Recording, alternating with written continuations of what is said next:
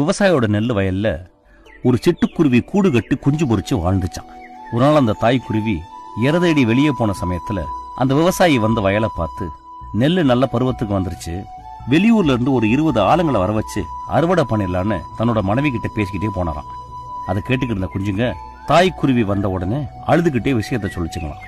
தாய்க்குருவி கவலைப்படாதீங்கன்னு சொல்லி சமாதானப்படுத்துச்சான். 5-6 நாள் கழிச்சு வழக்கம் போல தாய்க்குருவி இறதேடி வெளியே போன சமயத்துல அந்த விவசாயியும் அவங்க மனைவியும் வந்தாங்களாம். நெல்லு நல்லா முத்திருக்கு, இதுக்கு மேல வெளியூர் ஆளுங்களை நம்பி பிரயோஜனம் இல்ல, நம்ம ஊர்லயே ஒரு 10 பேரை வச்சு அறுவடை பண்ணிடலான்னு பேசிக்கிட்டே போனாங்களாம். அதை கேட்ட குஞ்சுங்க தாய்க்குருவி வந்த உடனே அழுதுகிட்டே சொல்லிச்சான்.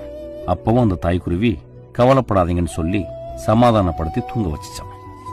திரும்ப ஒரு 5 நாள் கழிச்சு விவசாயியும் அவங்க மனைவியும் வந்து, இதுக்கு மேல நெல்ல அறுக்காம விட்டா எல்லாம் வீணா போயிடும், வெளியாளுங்களை நம்பி பிரயோஜனம் இல்ல, நடக்கிறது நடக்கட்டும், நாளைக்கு நம்மளே இறங்கி அறுத்துடலான்னு பேசிக்கிட்டே போனாங்களாம்.